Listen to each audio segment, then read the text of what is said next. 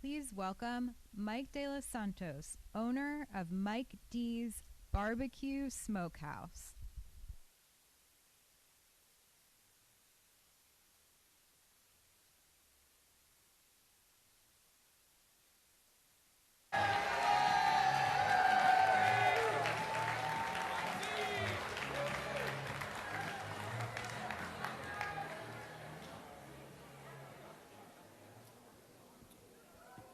That's it.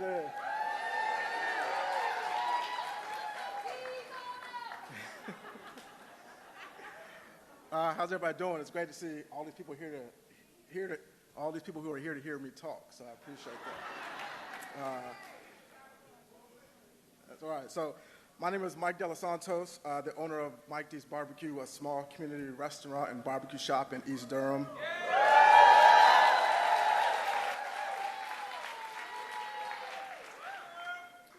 I'm a husband, a proud father, and I'm here today to talk about what's at stake for our families and our communities in this upcoming election, and what is possible if we elect Vice President Kamala Harris. As parents, we're always thinking about the future, and we want a world where our children can thrive. Raising a family is hard work, and working hard is hard work.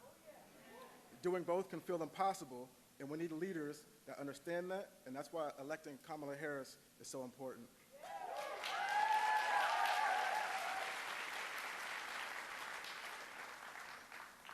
Vice President Harris is standing up for families and fighting to lower costs, just like she has done her entire career. She sees what folks are going through, like the families in my community who are struggling to pay bills, stretching a budget to afford groceries, scrambling to afford medication to live. Access to affordable health care is personal to my family. In 2012, our son Aaron passed away after bravely battling hypoplastic left heart syndrome. That's why it means so much to me that the Vice President is working to make sure everyone can get access to the care they need.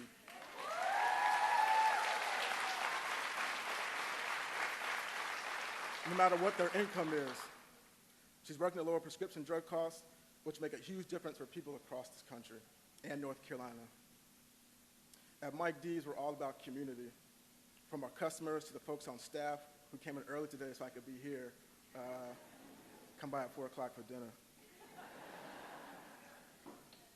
But as housing costs rise, it's getting harder and harder for our community to thrive. And though I love what I do, it's hard to build a business and work hard in a city that sometimes you can't even afford to live in yourself, especially when you're working hard to make sure that your employees make a living wage. I've seen how important it is to have leaders who are fighting for people like us, and I've seen the damage that occurs when leaders put their own interests ahead of our families. Amid the grief of losing our child, we opened Mike D's in 2013 as a barbecue sauce company. During the pandemic, we had to pivot as things shut down, and we've expanded to the restaurant that we are in now. We saw the way that Trump left small business owners behind. We know that he'll only work to make the rich richer, even at our expense, if given another chance. On the other hand, Vice President Harris has made it a priority to help small business access the capital they need to get started and to grow. It's very important. I'm here today because we have a choice for ourselves and our children, for businesses and the communities we invest in. Vice President Harris will always fight for working families like mine. We can and will elect Vice President Harris and Governor Tim Walz.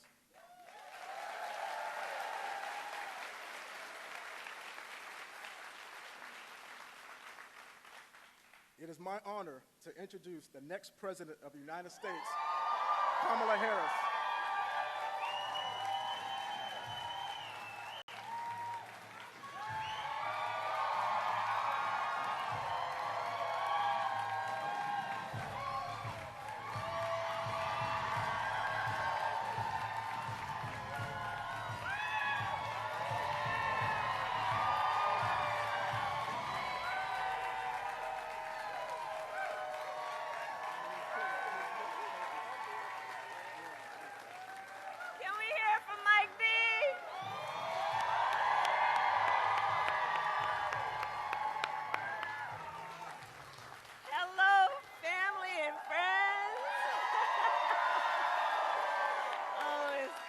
Back in North Carolina.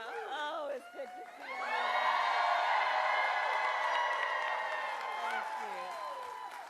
Good to see everyone. Good afternoon, everyone. Please have a seat if you have a seat.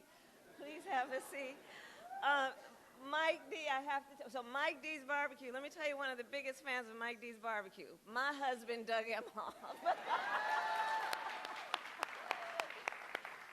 And thank you, Mike, for sharing your story. And I'm just so sorry for what your family has been through, but you have, out of an incredible tragedy, done so much for the community, and you are such a role model. So thank you, Mike, for everything you do. Thank you. And good afternoon to everyone here. Thank you to all of the incredible leaders with us today, including my friend, the Governor, Roy Cooper. Where is he? Here with his daughter. Every time I land in North Carolina, I'm just literally coming down the stairs of Air Force Two, I will shout to Roy Cooper, "What number is it, Roy?" And today he shouted 16, which is the number of times I've been in this beautiful state since I've been vice president.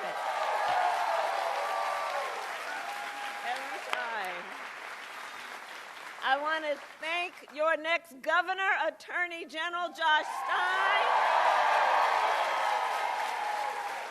He's doing incredible work. He's going to be an extraordinary governor.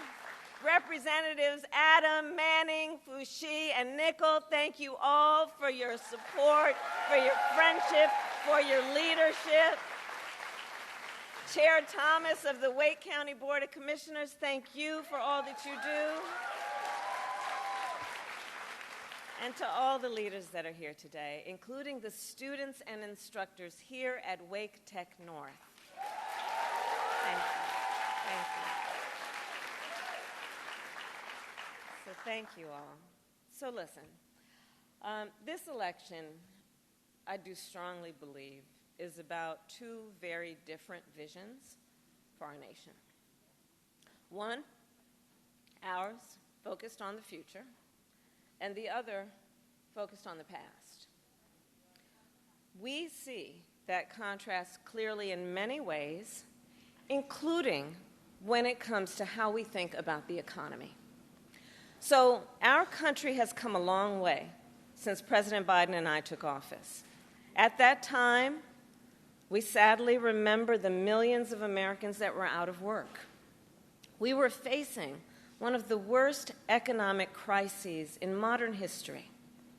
And today, by virtually every measure, our economy is the strongest in the world.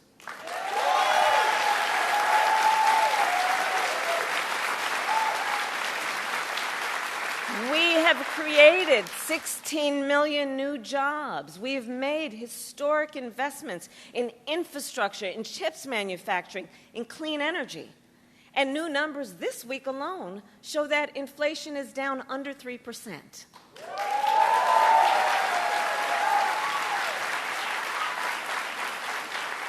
And as President of the United States, it will be my intention to build on the foundation of this progress. Still, we know that many Americans don't yet feel that progress in their daily lives. Costs are still too high. And on a deeper level, for too many people, no matter how much they work, it feels so hard to just be able to get ahead.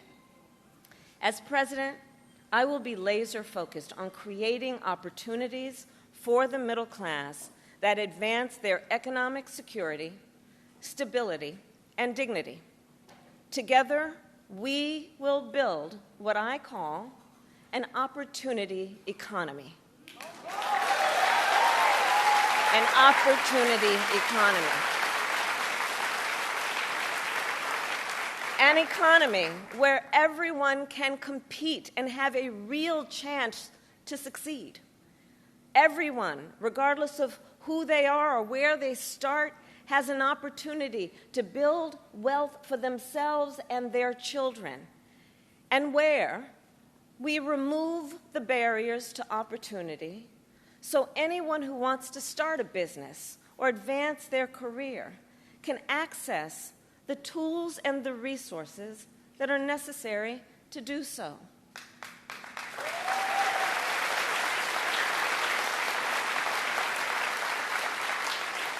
I will focus on cutting needless bureaucracy and unnecessary regulatory red tape, and encouraging innovative technologies while protecting consumers, and creating a stable business environment with consistent and transparent rules of the road. As president, I will bring together labor with small businesses and major companies to invest in America, to create good jobs, achieve broad-based growth, and ensure that America continues to define the future and lead the world.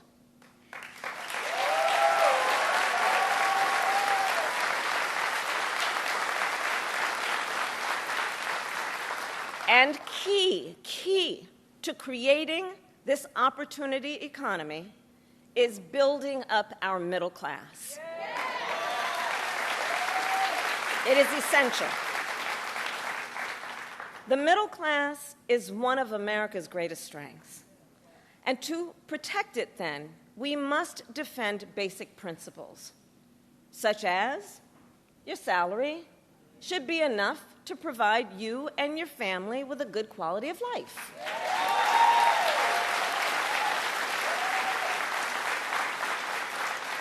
Such as no child should have to grow up in poverty.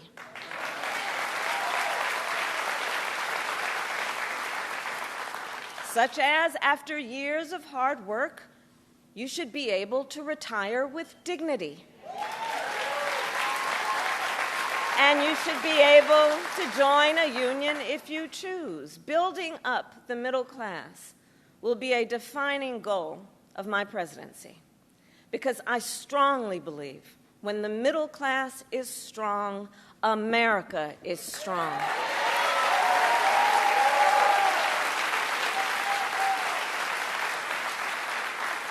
So in the weeks to come, I will address in greater detail my plans to build an opportunity economy.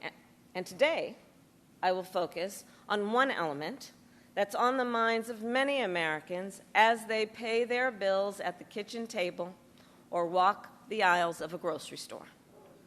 And that is lowering the cost of living.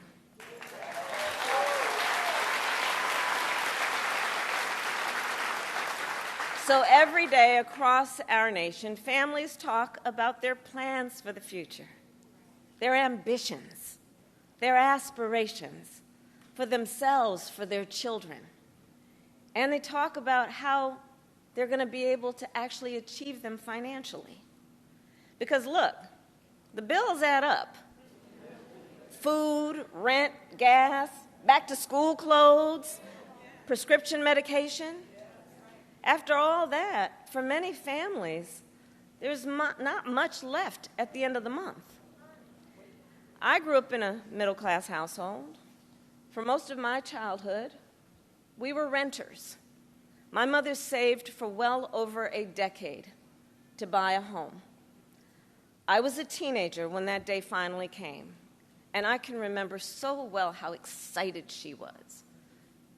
I kind of understood what it meant, but we called her Mommy. Mommy was so excited, it just made us excited that she was so excited. Later in college, I worked at McDonald's to earn spending money. Well, some of the people I worked with were raising families on that paycheck. They worked second or even third jobs to pay rent and buy food. That only gets harder when the cost of living goes up. When I am elected president, I will make it a top priority to bring down costs and increase economic security for all Americans. As president, I will take on the high costs that matter most to most Americans, like the cost of food. We all know that prices went up during the pandemic when the supply chains shut down and failed. But our supply chains have now improved, and prices are still too high. A loaf of bread costs 50% more today than it did before the pandemic. Ground beef is up almost 50%. Many of the big food companies are seeing their highest profits in 2 decades. And while many grocery chains pass along these savings, others still aren't. Look, I know most businesses are creating jobs, contributing to our economy, and playing by the rules. But some are not. And that's just not right. And we need to take action when that is the case.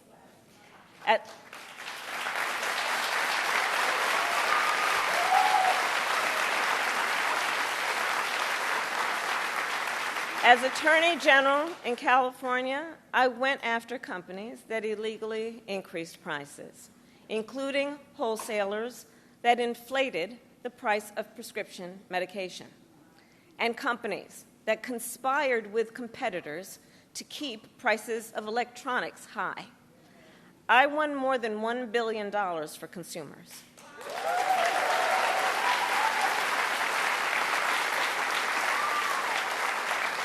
So believe me, as president, I will go after the bad actors.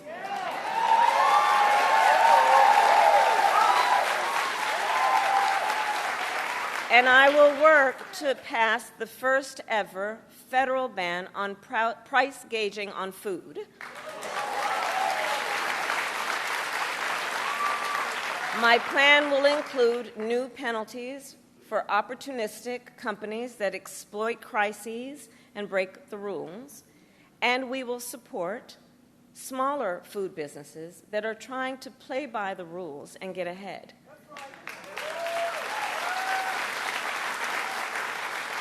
We will help the food industry become more competitive because I believe competition is the lifeblood of our economy. More competition means lower prices for you and your families.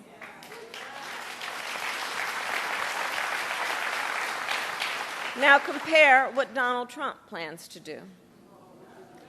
He wants to impose what is, in effect, a national sales tax on everyday products and basic necessities that we import from other countries. That will devastate Americans.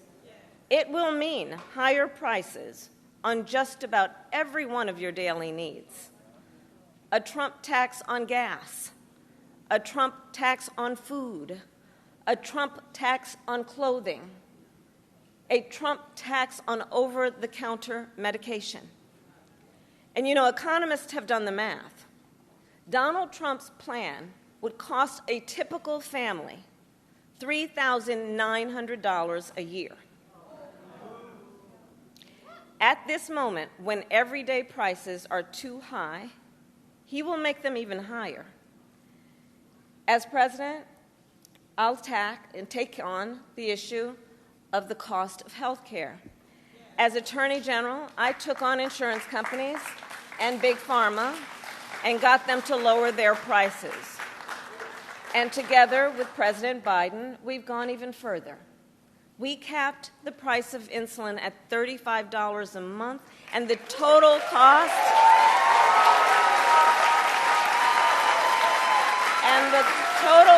of prescription drugs at $2,000 a year for seniors. We let Medicare negotiate lower drug prices for seniors. And just yesterday, we announced that we are lowering the price by up to 80% for 10 more life-saving drugs.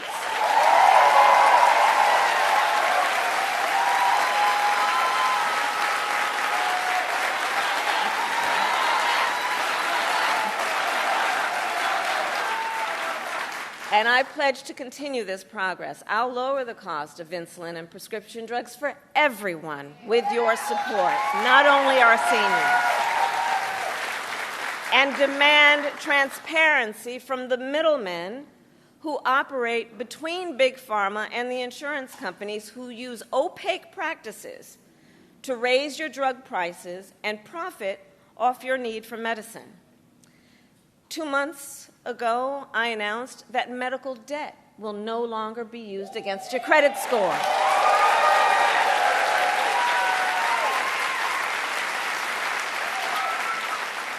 And I will work as president with states like here in North Carolina, Roy Cooper, thank you again, to cancel medical debt for more and more, millions more Americans.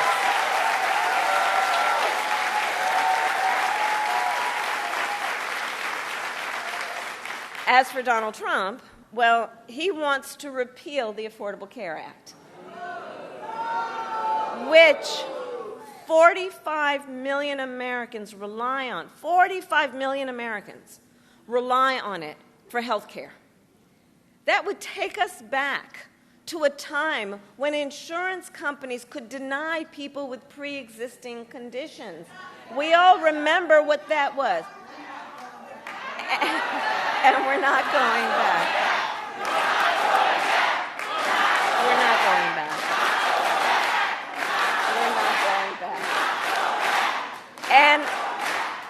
And remember, and this is why we're not going back, because we do remember, he tried to cut Medicare every year he was president, threatening a program that tens of millions of seniors count on.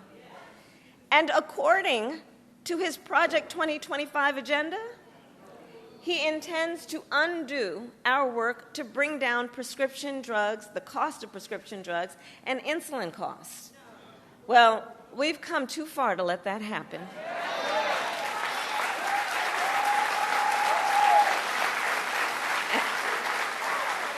So we're not going back on that, and let's talk about the cost of housing. So now, the housing market can be complicated, but look, I'm not new to this issue. As State Attorney General, I drafted and helped pass a homeowner Bill of Rights, one of the first in America. And during the foreclosure crisis, I took on the big banks for predatory lending with many of my colleagues, including Roy Cooper, and won $20 billion for California families when I was Attorney General.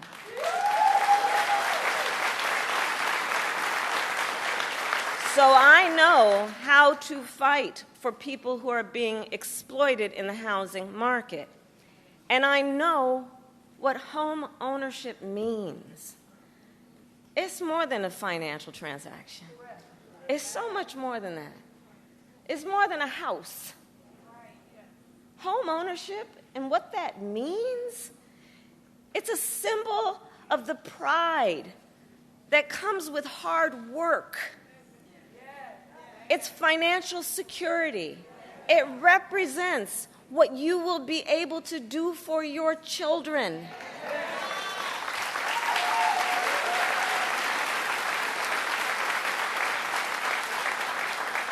And sadly, right now, it is out of reach for far too many American families. There's a serious housing shortage. In many places, it's too difficult to build, and it's driving prices up. As president, I will work in partnership with industry to build the housing we need, both to rent and to buy. We will take down barriers and cut red tape, including at the state and local levels.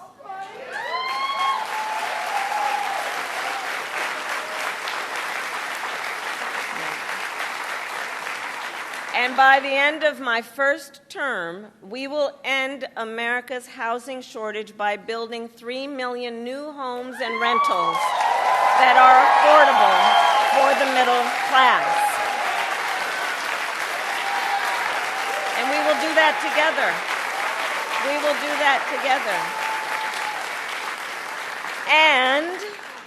And we will make sure those homes actually go to working and middle-class Americans, not just investors. Because, you know, some corporate landlords, some of them, buy dozens, if not hundreds, of houses and apartments. Then they turn them around and rent them out at extremely high prices. And it can make it impossible then for regular people to be able to buy or even rent a home. Some corporate landlords collude with each other to set artificially high rental prices, often using algorithms in price-fixing software to do it. It's anti-competitive, and it drives up costs. I will fight for a law that cracks down on these practices.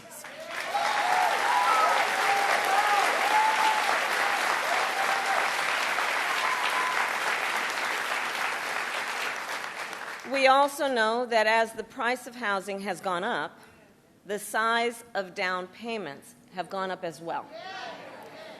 Even if aspiring homeowners save for years, it often still is not enough. So in addition, while we work on the housing shortage, my administration will provide first-time home buyers with $25,000 to help with the down payment on a new home.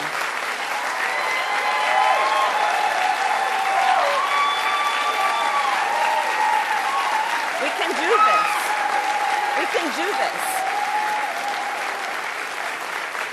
All to help more Americans experience the pride of home ownership and the financial security that it represents and brings. So that's my plan. But here's what Donald Trump would do. If his Project 2025 agenda is put into effect, it will add around $1,200 a year to the typical American mortgage. He's got it backward. We should be doing everything we can to make it more affordable to buy a home, not less.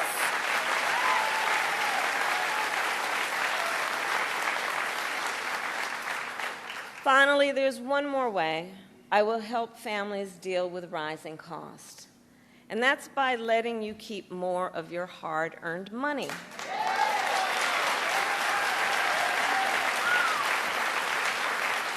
Under my plan, more than 100 million Americans will get a tax cut, and we will do this by restoring 2 tax cuts designed to help middle-class and working Americans: the Earned Income Tax Credit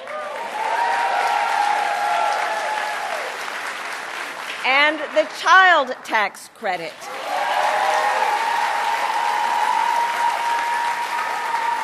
Through which millions of Americans with children got to keep more of their hard-earned income. We know this works and has a direct impact on so many issues, including child poverty. We know it works.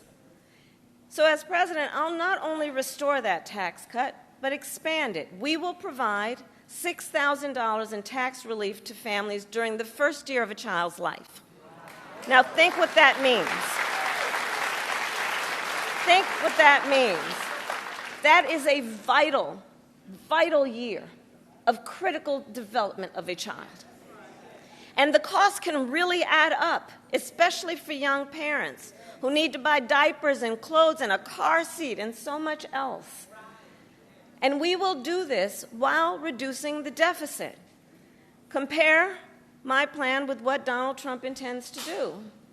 He plans to give billionaires massive tax cuts year after year.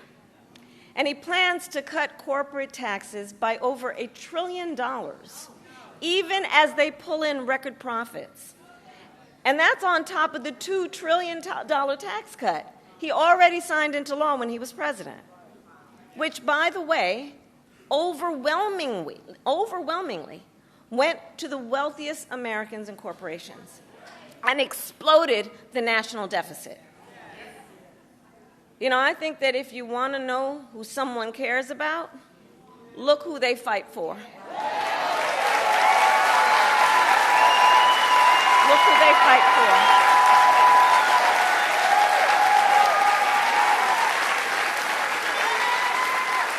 Donald Trump fights for billionaires and large corporations. I will fight to give money back to working and middle-class Americans.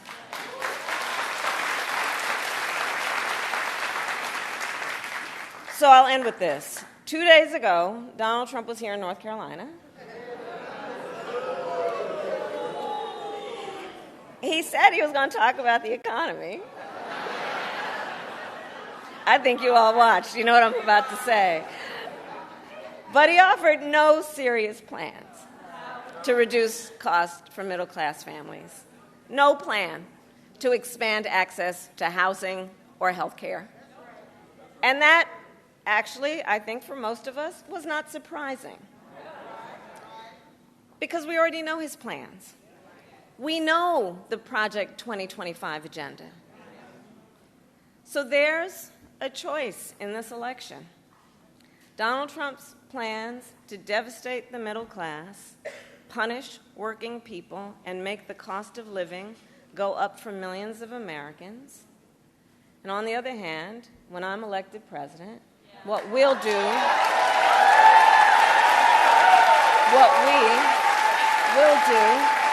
to bring down costs, increase the security and stability financially of your family, and expand opportunity for working and middle-class Americans.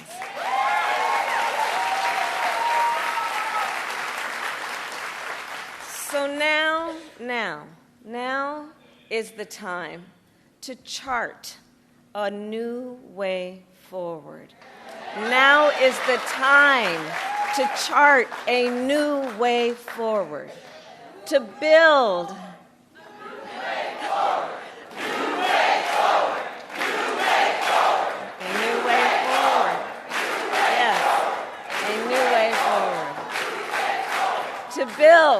to build an America where everyone's work is rewarded and talents are valued, where we work with labor and business to strengthen the American economy, and where everyone has the opportunity not just to get by, but to get ahead.